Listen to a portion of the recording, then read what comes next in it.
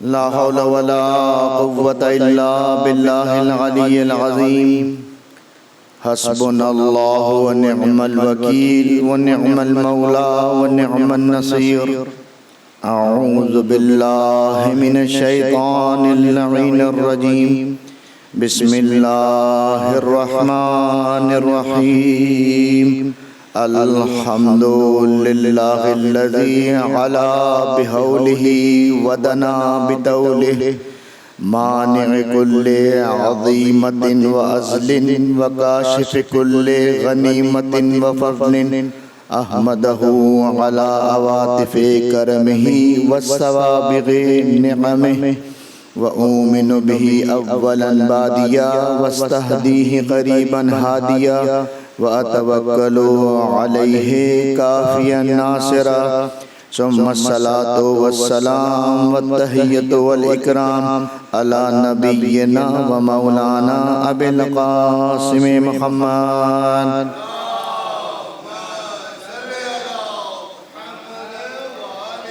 وآله الطيبين الطاهرين المعصومين المظلومين المنتجمين الميامين الذين أذهب الله عنهم الرجس وطهرهم تطهيرا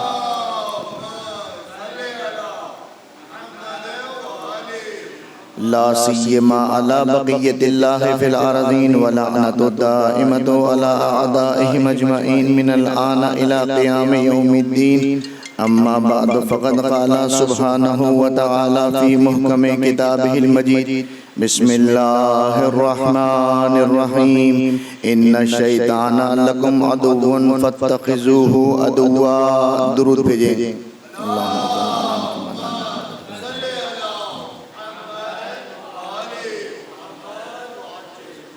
سب سے پہلے تو بہت معذرت کہ جو مجلس کا ٹائم ہے آج اس سے ختم ہونے کے ٹائم پہ شروع ہو رہی ہے. اس کی وجہ نہ ہماری غلطی ہے نہ انتظامیہ کی، بلکہ مس انڈرسٹینڈنگ ہو گئی جس کی وجہ سے جو ہے وہ اتنی تاخیر ہو گئی. لیکن مجلس صرف آدھا گھنٹے کی ہوگی اور انشاءاللہ کل سے جو ہے وہ اپنے ٹائم پہ شروع ہوگی اور اپنے ٹائم پہ انشاءاللہ ختم ہوگی. ایک مرتبہ درود بھیج دیں محمد و آل محمد پر.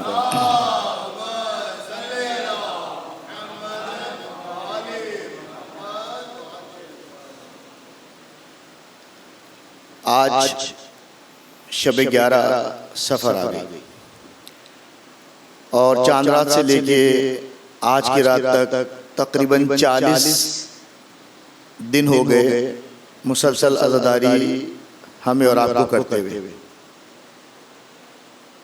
ہلال محرم نمودار ہوتا ہے دنیا کے گوشے گوشے میں، گلی کوچے میں، چاہے وہ اسلامی ملک ہو چاہے وہ غیر اسلامی ملک ہو، جہاں کہیں پہ بھی جو ہے وہ مومن ہے، چاہے وہ اجتماعی صورت میں ہو یا انفرادی صورت میں ہو، فرش عزت بچ جاتا ہے. اگر ایک مومن بھی ہے نا اور ایام اعزا شروع ہو گئے، نہ کوئی مرثیہ پڑھنے والا ہے نہ کوئی حدیث پڑھنے والا ہے، وہ خود ہی نوحہ پڑھ کے عزاداری کر لیتا ہے. تو یہ چاند محرم کا نمودار ہوتا ہے اور ساری دنیا میں حسین حسین حسین حسین ہونے لگتا ہے. یہ جو ہم حسین حسین کرتے ہیں آخر اس کا فائدہ کیا ہے؟ کیونکہ انسان ہر چیز کا فائدہ اور نقصان دیکھتا ہے نا. تو یہ جو ہم حسین حسین حسین کرتے ہیں اس کا فائدہ کیا ہے؟ اس کا ایک فائدہ تو یہ ہے کہ نہ چاہتے ہوئے بھی آپ کو دینی معلومات مل جاتی ہے. آپ چاہے اس ارادے سے مجلس میں آئیں یا نہ آئیں کہ میں دین سیکھنے جا رہا ہوں، لیکن جب آپ مجلس سے حسین میں آتے ہیں تو اس حسین کی برکت سے کوئی نہ کوئی بات آپ کے گوش گزار ہو جاتی ہے اور یہی آنا بعض دفعہ زندگی کو بالکل بدل دیتا ہے. کتنے ہی واقعات تاریخ میں ایسے کتابوں کے اندر ثبت ہیں. انتہائی گناہگار انسان تھا، ایک دفعہ جو ہے مجلس کے اندر آیا اس کی زندگی پلٹ گئی. ایک تھا کہ جو اس مکتب پہ بھی نہیں تھا، دوست کے ساتھ مجلس کے عزا کے اندر آ گیا اور زندگی بدل گئی اس کی، پورا خاندان تبدیل ہو گیا. اب یہ بات آ گئی تو اچھی بات ہے کہ اس واقعے کو نقل کر دوں. مثلا آپ ہی لوگ کی کمیونٹی کا یہ جو گوکل خاندان ہے یہ کیسے شیعہ ہوا؟ ان کے شیعہ ہونے کی تاریخ کیا ہے؟ اچھا یہ کون نقل کر رہا ہے؟ یہ ہمارے دوست ہیں، ان سے جس نے نقل کیا عراق سے آیا ہوا تھا زیارت پہ، تو ملاقات ہوئی تو اس نے کہا کہ گوکل نبی شناسی. یہ جو ہمارے دوست بڑے حیران ہو کہ گوکل کو یہ عراقی پوچھ رہا ہے گوکل نبی شناسی. اس نے کہا کہ تم کیسے گوکل کو جانتے ہو؟ کہا کہ میں جب وہ بصرہ میں تھے تو میں ان کے یہاں خادم تھا. اس نے ان کو نقل کیا کہ یہ شیعہ کیسے ہوئے. اتفاق سے ایک مرتبہ میں نے خراسان میں مجلس پڑھی تو میں نے اس میں جو ہے وہ عزاداری کو پڑھ رہا تھا تو میں نے یہ واقعہ نقل کر دیا. مجھے کیا پتا کہ گوکل خاندان کا کوئی یہاں پہ بیٹھا ہوا ہے، میں تو کسی کو جانتا بھی نہیں تھا. تو جب میں جانے لگا تو انہوں نے ان سے پوچھا کہ آپ کو کیسے پتا یہ؟ تو پھر میں نے ان کو بتایا کہ کیسے پتہ چلا. تو وہی میں نے کہا کہ فرش ایسا پہ انسان آتا ہے بعض پوری زندگی بدل جاتی ہے. یہ حسین حسین حسین کا فائدہ اتنا زیادہ ہے کہ ہمیں اس کا اندازہ نہیں ہے. یہ گوکل خاندان ہندو تھا، اور ہندو بھی کیسا؟ پیسے والا. پیسے والوں کے تو عجیب ہی نخرے ہوتے ہیں. بچوں کی دیکھ بھال کے لیے نوکر، گھر کے کام کے لیے نوکر، ہر طرف نوکر ہی نوکر. ان کے یہاں بھی نوکروں کی بھرمار، حتیٰ بچے تک جو ہے وہ دوسرے پالتے ہیں. تو کہتے ہیں کہ ان کی ایک بچی تھی، اس کی جو میٹ تھی وہ مومنہ تھی. اس کا تعلق شیعہ گھرانے سے تھا. اچھا شیعہ چاہے وہ مرد ہو چاہے عورت ہو، پورے سال چاہے اسے کسی چیز کی فکر ہو یا نہ ہو، ایام عزا کے اندر جو ہے نا وہ صرف اور صرف ماتمداری کی طرف اس کی فکر ہوتی. اس کا دھیان کسی اور طرف جاتا ہی نہیں، چاہے کبھی موقع ملے نہ ملے، لیکن ایک مجلس ضرور کر لیتا ہے. کیونکہ فرش عزا کی جو برکت اور جو ثواب ہے ہر شخص چاہتا ہے کہ یہ ثواب حاصل ہو. تو کہتے ہیں نوکرانی جو تھی یہ ان کے یہاں کام کرتی تھی. اب یہ بچی اس سے اتنی اٹیچ ہے کہ بچی کو چھوڑ کے جا ہی نہیں سکتی، کیونکہ بچی کو چھوڑ کے جائے گی تو وہ رونا پیٹنا مچائے گی. تو مالک جو ہے وہ کہیں گے کہ تمہارا کام بچی کو دیکھنا ہے، تم بھی جاتی ہو. تو یہ کیا کرتی تھی؟ جلدی جلدی اپنے گھر کا کام کرتی تھی جو اس کی ڈیوٹیز تھی، اور جب مجلس میں جاتی تھی تو بچی کو بھی لے کے جاتی تھی. اچھا بچوں کی عادت ہوتی ہے کہ جیسا وہ بڑوں کرتے دیکھتے ہیں ویسے خود بھی کرتے ہیں. تو یہ ماتم کرتی تھی مومنہ، تو بچی اس کی گود میں ہوتی تھی، یہ بھی اس کو دیکھ کے ماتم کرتی تھی. تو خدا کا کرنا ایسا ہوا کہ بچی بیمار ہوئی اور اس کا انتقال ہو گیا. اب ہندوؤں کے یہاں تو جلایا جاتا ہے. اب اس کو جلانے کے لیے اچھا ہندوؤں کے یہاں بھی کیٹیگریز ہے نا. جو پیسے والا ہندو ہے وہ سندل کی لکڑی میں اصلی گھی سے جلایا جاتا ہے. جو مڈل طبقے کا یا نچلے طبقے کا ہوتا ہے وہ کیکر کی لکڑی اور اسی قسم کے تیل سے جلا دیا جاتا ہے. تو یہ تو پیسے والا خاندان. بہترین لکڑی اور بہترین روغن لایا گیا کہ اس کو جلایا جائے. بچی کو جلایا گیا، بچی پوری جل گئی، سینہ نہیں جلا. کہا گیا کہ اور روغن ڈالو اور لکڑی ڈالو تاکہ اس کا سینہ جل جائے. اچھا جس مومنہ نے جو میٹ تھی اس نے پالا تھا اس کو محبت تھی. وہ جب پہلی مرتبہ جلتے دیکھی تبھی اس کو افسوس ہو رہا تھا کہ جسے میں نے میرے گود میں پالا آج اس کو جلتا ہوا دیکھو. لیکن چونکہ وہ ظاہر ہے ان کے مذہب کا عقیدہ ہے. لیکن جب دوسری مرتبہ کہا نا اور لکڑی لاؤ اور اصلی گھی لاؤ تاکہ اس کو پورا جلا دے، تو وہ مومنہ آگے بڑھی. اس نے کہا کہ یہ سینہ اس کا نہیں جلے گا. انہوں نے کہا کیوں؟ کہا اس لیے کہ یہ مجلس حسین میں میرے ساتھ جاتی تھی، اور جب میں ماتم کرتی تھی تو یہ بھی ماتم کرتی تھی. اور جہاں پہ حسین کے نام پہ ہاتھ پڑا نا سینے پہ، وہ سینہ دنیا کی آگ نہیں جلا سکتی. تو کہتے ہیں کہ یہ اس ایک واقعے نے پورے خاندان کی تقدیر بدل دی اور پورا خاندان جو ہے وہ شیعہ کی طرف آ گیا.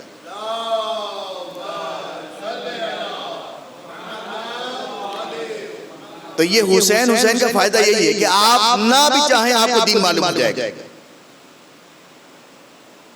آپ آ کے بیٹھے ہیں، یہ فرش عزا جب بچتا ہے، ہر ذاکر ہر خطیب ہم جیسا اپنا سا طالب علم کوئی تفسیر بیان کر رہا ہوتا ہے، کوئی عقائد بیان کر رہا ہوتا ہے، کوئی تاریخ اسلام بیان کر رہا ہوتا ہے. یعنی ایک سوا دو مہینے کے اندر پوری تاریخ پورا اسلام اوورآل ہو جاتا ہے. کیونکہ پورے سال جب ہم اس دنیا کے اندر زندگی گزارتے ہیں نا تو زمانے کی چمک بڑھک، دنیا کے بدلتے ہوئے حالات عقیدے کمزور کر دیتا ہے. ہمارے دین پہ عمل میں سستی آ جاتی ہے. لیکن یہ 2.25 مہینہ جو ہے نا، جیسی محرم کا چاند آتا ہے فوراً جو ہے وہ مٹی چھٹنا شروع ہو جاتی ہے، دین کی طرف رغبت بڑھ جاتی ہے. یہ مجلس حسین کی برکت ہے، یہ حسین کی برکت ہے کہ جس کی وجہ سے جو ہے وہ مومن چاہے کتنا ہی بھٹک کیوں نہ جائے، اگر 2 چیز کا پابند ہے نا، یقین جانو نجات یافتہ ہو جائے گا: نماز اور عزاداری. بلکہ یہاں پہ اگر عقیدہ خراب نہ ہو، چونکہ یہ اس مجمع کو میں جانتا ہوں کہ اس کا عقیدہ ایسا نہیں ہے، ورنہ میں کہیں اور یہ بات نہیں پڑھتا ہوں. اگر نماز نہیں بھی پڑھتا ہوگا، مجلس میں آ رہا ہے نا، ایک دن مصلی پہ آ جائے گا. یہی تو حسین کی برکت ہے. اگر نمازی نہیں بھی تھا اور مجلس سے اٹینڈ کرتا تھا، ایک دن وہ مجلس کی برکت سے مصلی پہ آ جائے گا. لیکن اگر ساری زندگی نماز پڑھتا رہا مصلی پہ نہیں آیا تو نہ اس کی نماز قبول ہوگی اور نہ ہی جو ہے وہ راہ راست پہ جائے گا. تو فرض اذا بڑی اہمیت چیز کی حامل ہے. مولا چند دن کے مہمان رہ گئے، اب زیادہ سے زیادہ جو ہے وہ 28 دن 29 دن کی عزاداری رہ گئی ہے. اس عزاداری کو جو ہے بہترین طریقے سے منعقد کیجئے، اور خدا جہاں جہاں عزاداری منعقد ہو رہی ہے اور جو بھی اس عزاداری کو منعقد کر رہا ہے، خدا ان سب کی حفاظت فرمائے. اور اسی طرح ہمیں جو ہے وہ دین آل محمد اور محبان اہل بیت میں سے قرار دے. درود بھیجے محمد و آل محمد پر.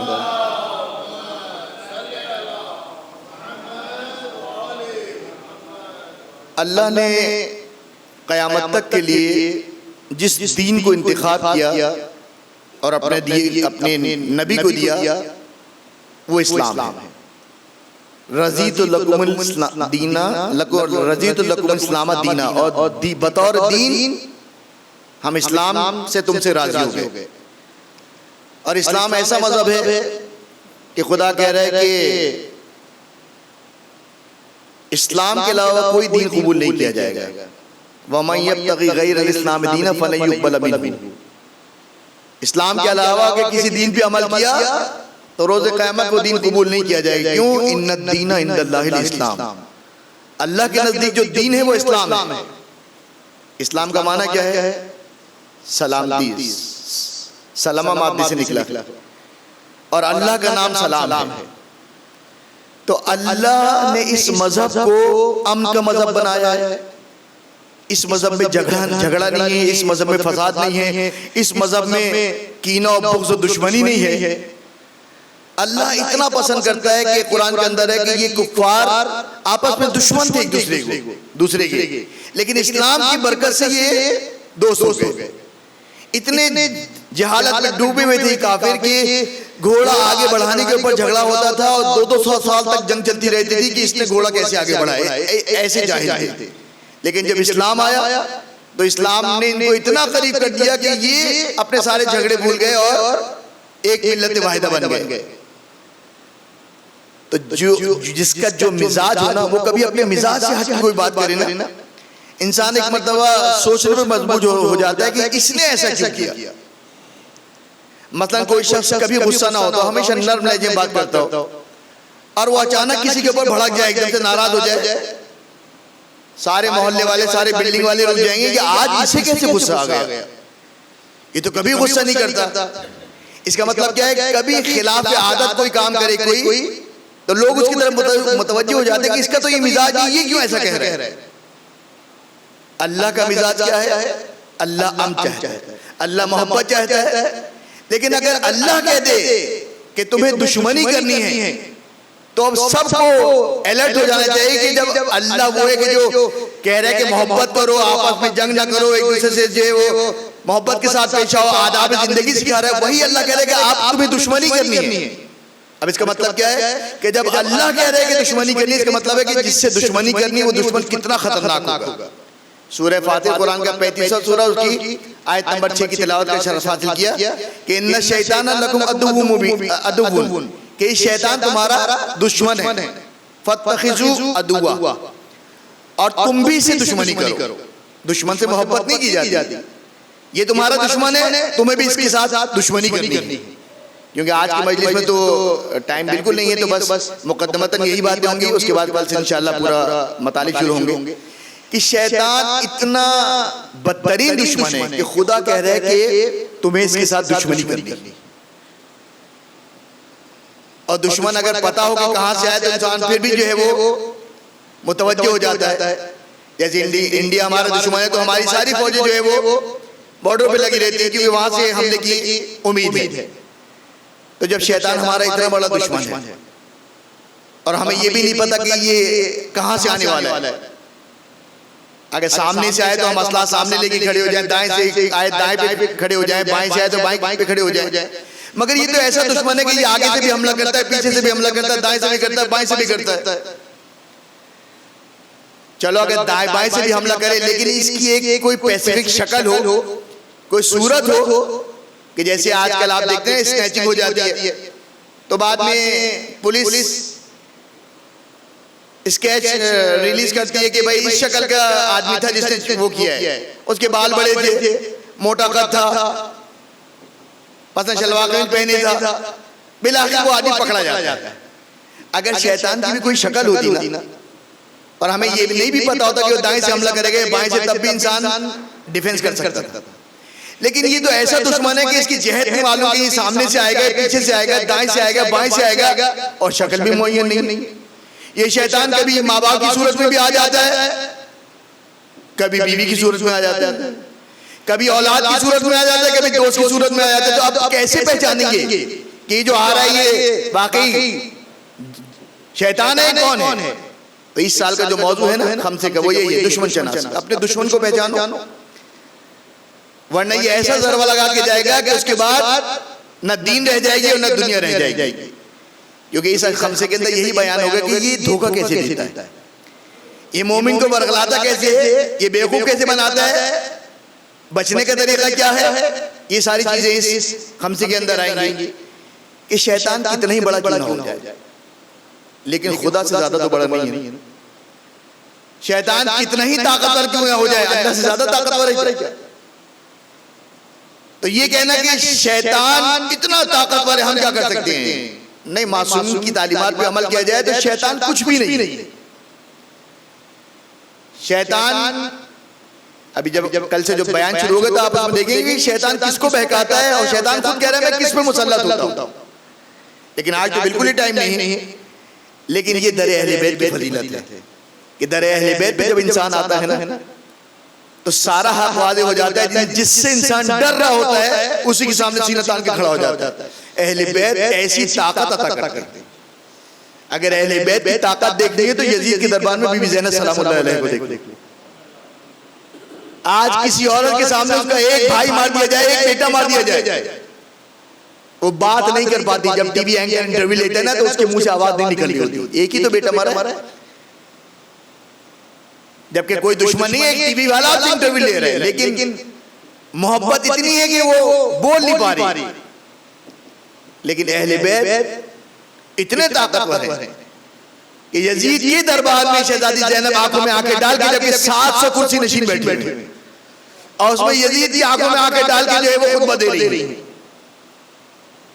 تو یہ پیغام ہے کہ اہل بیت سے محبت کرو گے تو ایسی طاقت، ایسی انرجی آئے گی کہ کوئی مصیبت، کوئی پریشانی نہیں ہوگی. لیکن یہ کہ انسان اپنے اندر وہ عقیدت پیدا کرے، ورنہ بغیر اہل بیت کے انسان ساری زندگی یہ سمجھتا رہے گا کہ میں بالکل راسخ العقیدہ ہوں، اور جب دنیا سے جائے گا تو پتہ چلے گا ساری زندگی اللہ کی نہیں شیطان کی عبادت کر رہا تھا. حسن بصری اہل سنت کے بہت بڑے محدث ہیں، خانہ کعبہ کے سامنے کھڑے ہوئے تھے. صادق آل محمد امام جعفر صادق علیہ السلام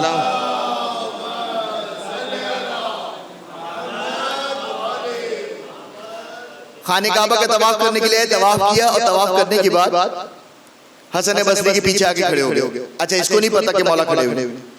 ایک مرتبہ اس نے کہا کہ العجب من نجا کیف نجا، مجھے تعجب ہے اس شخص کے اوپر کہ جو اس دنیا میں رہے اور شیطان کی چالوں میں نہ آئے اور نجات یافتہ چلا جائے، جنت میں چلا جائے. مجھے اس بات پر تعجب ہے.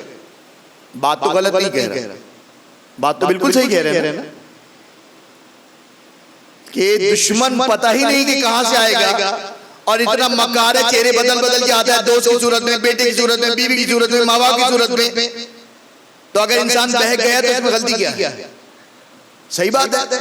جب مجھے پتہ ہی نہیں کہ یہ جو سامنے آ رہا ہے میرا دوست ہے، یہ شیطان اس کے اندر حلول کر کے آ رہا ہے، تو میں کیسے دفاع کروں گا؟ لیکن اہل بیت کے در سے جو وابستہ ہے نا، وہی صحیح بتائیں گے کہ یہ صحیح کہہ رہا ہے، غلط کہہ رہا ہے۔ اس نے کہا کہ العجب من نجا کیف نجا، مجھے تعجب ہے اس شخص کے اوپر کہ جو اس دنیا سے نجات یافتہ چلا جائے۔ پیچھے چھٹے امام کھڑے تھے، انہوں نے کہا کہ العجب ثم العجب من ہلاکا کیف ہلاکا، تجھے ایک مرتبہ تعجب ہو رہا ہے کہ جو یہاں سے نجات یافتہ چلا گیا، تجھے اس پہ تعجب ہو رہا ہے؟ مجھے تو 2 مرتبہ تعجب ہو رہا ہے کہ جو اس دنیا سے شیطان کے بہکاوے میں بہک جائے، دنیا سے جو ہے وہ بدعمال ہو کے جائے اور جہنم میں جائے، تو مجھے تو اس پہ تعجب ہے۔ ایک مرتبہ حسن بصری نے پیچھے مڑ کے دیکھا یہ کون ہے جو میری بات سے جو ہے وہ 180 ڈگری جو ہے وہ مختلف بات کر رہا ہے۔ پیچھے دیکھا تو رسول کا چھٹا جانشین کھڑا ہے۔ امام نے اس کو دیکھ کے کہا کہ تجھے کس بات پہ تعجب ہو رہا ہے؟ تجھے اس بات پہ تعجب ہو رہا ہے کہ شیطان آگے سے بہکاتا ہے، پیچھے سے بہکاتا ہے، دائیں سے بہکاتا ہے، بائیں سے بہکاتا ہے؟ تجھے اس بات پہ تعجب ہو رہا ہے کہ شیطان بہکاتا ہے، انسان بہک جائے اور نہ بہکے اور جنت میں چلا جائے، تجھے اس پہ تعجب ہو رہا ہے؟ امام کہہ رہے ہیں کہ شیطان کتنا ہی طاقتور ہو جائے کیا خدا سے زیادہ طاقتور ہے؟ پہلی بات تو یہ۔ اور دوسرا امام جواب دے رہے ہیں کہ اگر 4 جہت سے شیطان بہکا رہا ہے، آگے سے، پیچھے سے، دائیں سے، بائیں سے، امام نے کہا 2 جہت تو پھر بھی خدا نے خالی رکھی ہے نا، ایک اوپر اور ایک نیچے، کہ جب بھی خدا کی بارگاہ میں کوئی معصیت ہو جائے فوراً ہاتھ اٹھا دو استغفر اللہ ربی واتوب الیہ، جیسے ہی خدا تم کو استغفار کی توبہ سعادت دے دے فوراً سجدے میں چلے جاؤ، خدا سارے گناہوں کو معاف کر دیتا ہے۔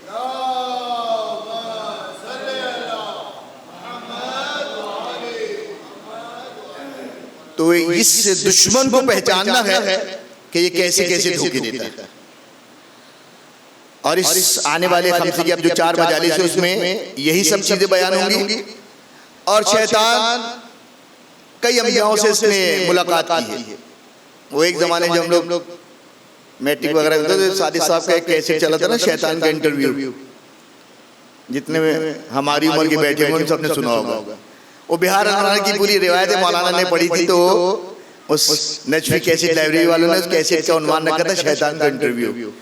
تو جس کو نہیں بھی سننا ہوتا تھا وہ اس لیے لیتا تھا کہ شیطان کا انٹرویو دیکھے کس نے انٹرویو لیا اور کیا انٹرویو ہے۔ تو خالی رسول خدا سے ملاقات نہیں کی شیطان نے کئی انبیاء سے ملاقات کی۔ اور آج چونکہ آج چھوٹی سی مجلس سے بس مصائب کی طرف آ رہا ہوں کہ شیطان کی جو ہے نا وہ حضرت یحییٰ سے ملاقات کی۔ شیطان ساری برائی شیطان کی ایک طرف، شیطان کی ایک بات بڑی اچھی ہے، جتنے بھی آپ کو انبیاء سے ملاقات کے اس کے واقعے ملیں گے نا، سب میں ایک چیز کامن آپ کو ملے گی کہ جب دیکھتا تھا نا یہ کہ نبی خدا بیٹھے تو آ جاتا تھا، سلام کرتا تھا، ہائے ہیلو کرتا تھا۔ بعض انبیاء نے کہا چلو یہاں سے بھاگو، تمہارا ہم سے کیا بات ہے؟ تو اللہ نے کہا نہیں، وہ تم سے ملنے کے لیے آیا ہے، جو کہنا چاہ رہے سنو، اگر غلط کہہ رہے تو نہیں ماننا، عمل نہیں کرنا، اگر صحیح کہہ رہے تو اس پہ عمل کرنا۔ تو شیطان جو ہے وہ حضرت یحییٰ کے پاس آیا۔ حضرت یحییٰ نے دیکھا کہ شیطان کے پاس جو ہے نا وہ بڑی عجیب و غریب چیزیں ہیں، مختلف قسم کے ہتھیار، زنجیریں، آلات۔ حضرت یحییٰ نے پوچھا یہ کیا ہے تیرے ہاتھ میں؟ آیا تو کہنا کہ میں گزر رہا تھا، میں نے دیکھا آپ بیٹھے تو میں نے کہا کہ خدا کا اتنا مقرب بندہ بیٹھا ہے تو چلو سلام دعا کر لیں۔ تو حضرت یحییٰ نے کہا کہ یہ ہاتھ میں تمہارے زنجیر اور یہ سبھی کیا ہے؟ کہا کہ اے نبی اللہ انہی سے تو میں بہکاتا ہوں لوگوں کو۔ شیطان کہہ رہا ہے کہ حضرت یحییٰ سے کہہ رہا ہے کہ 3 گروہ ہیں انسانوں کے، ایک گروہ وہ ہے کہ جسے میں بہکا ہی نہیں پاتا، وہ آپ لوگوں کا گروہ ہے، یعنی نبیوں کا گروہ ہے، معصومین کا گروہ ہے کہ جس کو میں بہکا ہی نہیں سکتا۔ ایک گروہ وہ ہے کہ جسے مجھے بہکانے نہیں پڑتا، بلکہ وہ تو مجھے خدا کے سکھا کے جاتا ہے کہ کیا کرنا ہے۔ تو کہا کہ ان کے اوپر تو مجھے کچھ محنت کرنی نہیں پڑتی، وہ پہلے سے ہی الحمدللہ زمین اتنا ہموار ہوتا ہے، مجھے کچھ کرنا ہی نہیں پڑتا، وہ خود ہی آٹو پائلٹ پہ ہوتے، خود ہی چل رہے ہوتے۔ کہا تیسرا گروہ جو ہے نا یہ درد سر ہے میرے لیے، بڑی مشکل سے اس کو بہکاتا ہوں، 60 سال میں محنت کرتا ہوں تب کہیں جا کے مصلی سے اٹھا کے میں خانے میں لے کے آتا ہوں، لیکن ایک مرتبہ استغفر اللہ کہتا ہے خدا سارے گناہوں کو معاف کر دیتا ہے، میرے تو جو ہے وہ دماغ گھوم جاتا ہے، 60 سال کی محنت ایک استغفار سے ضائع ہو گئی۔ کہا سب سے درد سر جو ہے نا یہ تیسرا گروہ ہے، یعنی ہم لوگ دن میں 50 مرتبہ گناہ کرتے ہیں، 50 مرتبہ خدا کی بارگاہ کہتے ہیں پروردگارہ بے حق الحسین غلطی ہو گئی معاف کر دے۔ ہمارے پاس تو 14 دروازے ہیں، ایک تھوڑی ہے، ایک ہی دروازے سے اگر ہمیں سے کہتے ہیں پروردگارہ حسین کے صدقے معاف کر دے، تو میرا حسین بھی کہتا ہے کہ بس تیرا یہی کام رہ گیا، ادھر غلطی کر دو مجھ سے مانگ۔ ہم بھی بڑے چالاک ہیں، ایک دن غلطی کرتے ہیں امام حسین سے کہتے ہیں مولا معاف کروا دے، ایک دن غلطی کرتے ہیں مولا امیر المومنین کے پاس چلے جاتے ہیں، ایک دن جب 14 کے پاس چلے جائیں اب دیکھتے ہیں اب شرمندگی کی ہوتی ہے اب کیسے جائیں مولا کے پاس، تو پھر کہتے ہیں مولا اپنے بھائی عباس کے صدقے میں گناہوں کو معاف کر دے، بیوی زینب کے صدقے میں گناہ معاف کر دے، یعنی بالآخر گناہ ہم اپنے معاف کرا ہی لیتے ہیں۔ استغفار ضرور کیا کریں، سپر کی ہے۔ تو خیر مجھے آج استغفار پہ تو پڑھنا نہیں ہے، تو حضرت یحییٰ نے پوچھا کہ یہ کیا ہے تمہارے ہاتھ میں؟ کہا ان سے تو میں بہکاتا ہوں، اس زنجیروں سے تو مومن کو جکڑتا ہوں میں۔ حضرت یحییٰ نے پوچھا کہ کیا تیرے پاس میری بھی کوئی زنجیر ہے جس سے تو مجھے جکڑتا ہے؟ کہا کوشش تو بہت کی ہے لیکن آپ ہمیشہ توڑ کے چلے جاتے ہیں۔ یعنی شیطان جو ہے نا بڑے بلند حوصلے والا ہے، اسے پتہ ہے کہ نبیوں کو نہیں بہکا سکتا، اسے پتہ ہے کہ معصومین کو نہیں بہکا سکتا، لیکن مایوس نہیں ہوتا، کوشش کرتا ہے، کوشش تو کرتا ہے، نہ بہکے وہ الگ بات ہے لیکن کوشش تو کرتا ہے۔ لیکن مومن ایسا نہیں ہے، مومن فوراً ڈیسائیڈ ہو جاتا ہے یار میں یہ کام نہیں کر سکتا، میرے بس کی بات نہیں ہے، میں یہ چیز نہیں کر سکتا۔ شیطان کہتا ہے نہیں کروں گا، نہیں ہو رہا تو کیا ہوا، کوشش تو کروں گا۔ تو حضرت یحییٰ نے کہا کیا کوئی ایسی چیز ہے میرے اندر جو تجھے اچھی لگتی ہے؟ شیطان نے کہا ہاں ایک عادت آپ کی بھی ہے جو مجھے بہت پسند ہے اور میں امید کرتا ہوں کہ کسی دن آپ اسی عادت کی وجہ سے جو ہے نا میرے جال میں پھنسیں گے۔ حضرت یحییٰ کے بھی کان کھڑے ہوئے، مومن کو ایسے ہی ہونا چاہیے کہ اپنے عیب دیکھنے چاہیے، اپنی خوبیاں نہیں دیکھنی چاہیے، اپنے عیب دیکھو دوسروں کی خوبیاں دیکھو۔ ہمارے یہاں الٹی گنگا بہتی ہے، دوسروں کے عیب دیکھتے ہیں اپنی خوبیاں دیکھتے ہیں۔ اس کی بچی پردہ نہیں کرتی، اس کا بیٹا جو ہے نماز نہیں پڑھتا، اس کے گھر میں یہ ہوتا ہے، اس کے گھر میں یہ ہوتا ہے، اپنے گھر میں کیا ہو رہا ہے کچھ نہیں پتا۔ دوسروں کے گھر میں اتنا تو امریکہ کا بھی انٹیلیجنس نظام مضبوط نہیں ہوگا جتنا ہمارا نظام مضبوط ہے۔ دوسروں کے فلیٹ سسٹم ہوتا ہے، برابر برابر میں گھر ہوتے ہیں، کبھی جھگڑا ہو جاتا ہے کبھی کچھ ہو جاتا ہے۔ آپ اپنے گھر سے نکلیں گے نہیں، پوری کالونی میں خبر ہے آج صبح صبح نا ان کا میاں بیوی کا جھگڑا ہوا ہے، اس لیے کہ دیوار سے دیوار ملی تھی، آواز ہے، اب اس کی ذمہ داری شرعی ذمہ داری ہے، جا کے دوسروں کو بتایا اس کے گھر میں پھٹا ہوا ہے۔ مومن کا وظیفوں میں سے ایک وظیفہ یہ ہے کہ دوسروں کی ٹو میں لگے رہو، فلاں کیا کر رہا ہے فلاں، یہ مومن کی شرعی ذمہ داری ہے جو اس نے خود بنائی ہے، شریعت نہیں بنائی۔ حضرت یحییٰ نے پوچھا کہ میرے اندر کوئی ایسی چیز ہے جو تجھے بڑی پسند ہے؟ کہا ہاں ایک چیز آپ کے اندر ایسی ہے جو مجھے بڑی پسند ہے۔ کہا وہ کیا ہے؟ کہا آپ جو ڈٹ کے کھاتے ہیں نا مجھے بڑا اچھا لگتا ہے، خوش خوراک تھے، اچھا کھاتے تھے، تو کہا جو یہ آپ ڈٹ کے کھاتے ہیں نا مجھے بڑا پسند ہے، اس لیے کہ آپ جب ڈٹ کے کھاتے ہیں نا، جب انسان زیادہ اوور ڈائٹ کرے نا کھانا کھاتا ہے تو ظاہر ہے پھر عبادت میں سستی ہو جاتی ہے۔ آپ خود محسوس کرتے ہوں گے کہ جس دن آپ لیٹ کھانا کھائیں یا زیادہ کھانا کھائیں، صبح نماز میں اٹھتے ہوئے کتنی مصیبت ہو جاتی ہے، بار بار انسان تکیے پہ گرتا ہے، گھڑی دیکھتا ہے اچھا ابھی تو 5 منٹ باقی قضا ہونے میں، پھر گر جاتا ہے، پھر اٹھتا ہے ابھی تو 4 منٹ باقی ہیں۔ اسی لیے اسلام نے کہا کہ مغرب کے فوراً بعد کھانا کھاؤ، سو جاؤ تاکہ رات بھر میں کھانا ہضم ہو جائے، صبح نشاط کے ساتھ ہو۔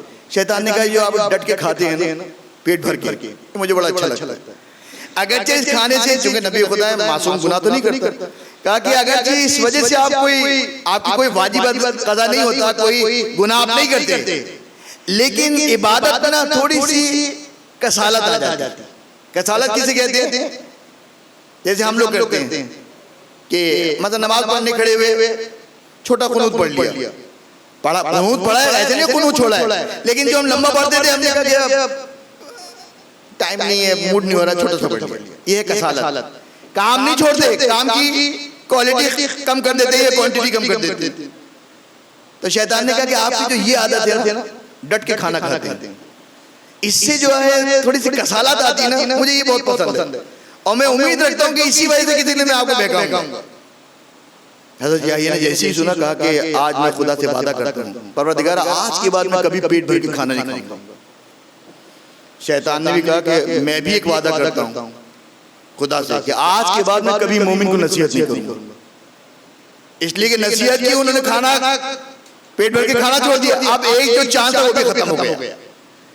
یہی طریقہ مومن کا ہونا چاہیے. اگر کوئی برائی کوئی عیب پتہ چل جائے اسے فوراً ختم کرنے کی کوشش کرے. اگر یہ صلاحیت کرنا شروع ہو گیا پھر انسان اپنے اعمال کے اوپر کنٹرول کرنا مشکل ہو جاتا ہے، کیونکہ وہ ہیبٹ بن جاتی ہے، عادت بن جاتی ہے. اور کربلا والوں نے تو ہمیں یہی پیغام دیا کہ تمہاری تو کوئی خواہش ہونی ہی نہیں چاہیے. خواہش جو ہے وہ صرف اور صرف حسین کی مرضی ہے. ہمارا جینا ہمارا مرنا صرف اور صرف جو ہے وہ حسین کے لیے ہونا چاہیے.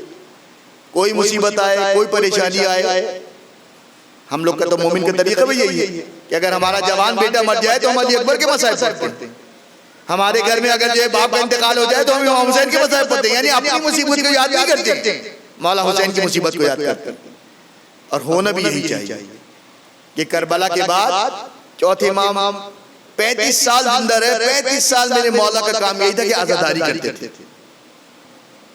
ہر وقت عزاداری کرنی ہے ہمیں، اور عزاداری ہر وقت کرنے کا مطلب یہ نہیں کہ کوئی ممبر میں بیٹھ کے مجلس پڑھے گا تو کوئی نوحہ پڑھے گا. نہیں، عزاداری کا مطلب یہ کہ کسی بھی فعل سے حسین کی یاد آ جائے وہ عزاداری.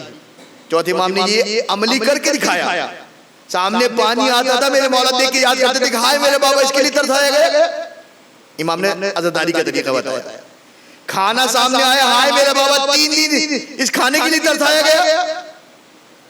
یعنی ہر پہلو کو دیکھ کے میرا مولا آداب عزاداری سکھا رہا ہے کہ تمہیں عزاداری کیسے کرنی ہے. مدینے کے اندر اگر کبھی نکلتے تھے میرے مولا تو قصاب اپنی دکانوں کے اوپر پردہ ڈال دیتے تھے کہ سید سجاد گوسفند کے کٹے ہوئے سروں کو نہ دیکھیں. اس لیے کہ جیسے ہی کٹے ہوئے سر دیکھتے تھے میرے مولا کو اپنے بابا کا سر نوکی نہیں دبے آیا تھا.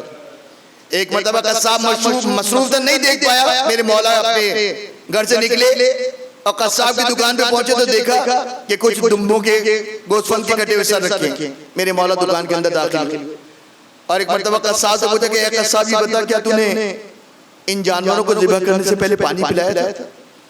قصاب نے ایک مرتبہ ہاتھ جوڑ کے کہا کہ اے فرزند رسول، میں آپ کے نانا کا کلمہ گو ہوں، میں آپ کے نانا کا کلمہ پڑھتا ہوں. یہ کیسے ہو سکتا ہے آپ کے نانا کہیں کہ جانور کو ذبح سے پہلے پانی پلانا اور میں پانی نہ پلاؤں؟ بس اتنا سننا تھا. میرے مولا نے ایک مرتبہ قبر رسول کی طرف روک دیا اور کہا نا اے چچا، آپ کی امت کو جانور ذبح کرنے کے تو احکام معلوم ہے، لیکن آپ کے بیٹے کو کربلا کے میدان میں پیاسا قتل کر دیا، کسی نے پانی نہ دیا. یہ آداب سکھائے میرے مولا نے کہ عزاداری اس طرح کرنی ہے. ہر موقع پہ ہر زندگی کے ہر پہلو میں امام حسین کی غربت کو یاد کرو. جب کسی مظلوم بچی کو روتے دیکھو نا ایک مرتبہ یاد کرو کربلا میں حسین کی سکینہ کیسے روئی ہوگی. جب کسی مظلوم کو پریشان دیکھو نا ایک مرتبہ سید سجاد کو یاد کر لینا، ہائے جس کے 18 بھائی کربلا کے میدان میں پڑے ہو وہ کس طرح سے میدان سے نکلے ہوگا. عزیزان محترم، کربلا کے اتنے مصائب ہیں کہ میرا مولا سجاد یاد کر کے رو رہا ہے کہ جب کوفے کے اندر گئے ہیں نا، کوفے کے اندر گئے ہیں اس عالم میں گئے ہیں کہ تمام سپاہیوں نے گھیرا ہوا ہے اور خانوادہ عصمت و طہارت کو بے مقنع و بے چادر جو ہے وہ اس طرح بازاروں میں لے کے جا رہے ہیں. ایک مرتبہ ایک ایسی جگہ سے گزرے، کسی نے پوچھا تم کہاں کے قیدی ہو، تم کہاں کے قیدی ہو؟ علی کی چھوٹی بیٹی ام کلثوم نے کہا ارے ہم اہل بیت محمد کی قیدی ہیں، ارے ہم محمد کی بیٹیاں ہیں، ارے یہ سننا تھا، سوال کرنے والے نے اپنے منہ پہ تماچے مار لیے۔ اس طرح سے حسین کو قتل کر دیا گیا۔ ابن زیاد کے دربار میں لے کے گئے ہیں، ابن زیاد کے دربار میں لے کے گئے ہیں، اس عالم میں کھڑا کیا گیا کہ سید سجاد کے ہاتھ میں ہتھکڑی ہے، گردن میں توق ہے، پاؤں میں بیڑیاں پہنائی ہوئی ہے، اور ایک طرف محمد کی بیٹیاں اس طرح کھڑی ہے کہ ایک رسی کے اندر 12 گلے بندھے ہیں۔